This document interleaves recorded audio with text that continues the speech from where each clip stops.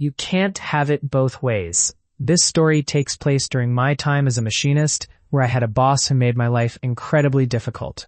I could stop there, and many of you would understand.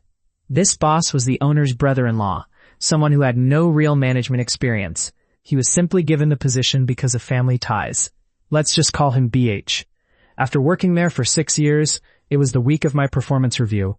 I had been unusually nice to BH that week, especially after a sales guy mentioned how my work had improved profits significantly. BH didn't appreciate that compliment and quickly cut him off, which made me realize I had some insider knowledge. When I finally sat down for my review, I felt good about my scores. They were all very positive. But then BH pulled out a different piece of paper. It outlined how I supposedly spent too much time socializing and needed to adjust my bathroom habits. I was stunned.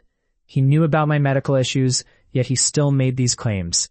We got into a heated argument. I insisted that if my body needed to go, it had to go.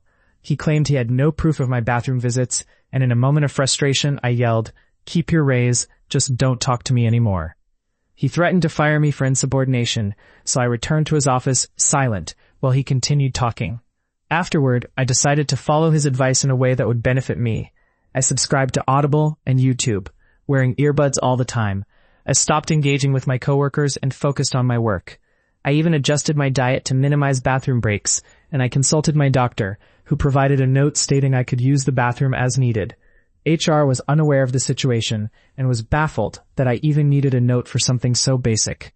Meanwhile, BH grew increasingly frustrated with my new approach. Instead of calling out to me, he had to walk over to get my attention, which I found amusing. Weeks later, he pulled me into his office, complaining that my lack of socializing was making him uncomfortable. I reminded him that it was his orders that led to my behavior, and that my productivity had actually increased. I wasn't going to apologize for enjoying my work. I maintained this routine for an entire year before I finally put in my 2 weeks' notice, just before my 7-year anniversary. It felt like the perfect way to enact my revenge. I hope you enjoyed this story, and stay tuned for more tales about BH and my experiences.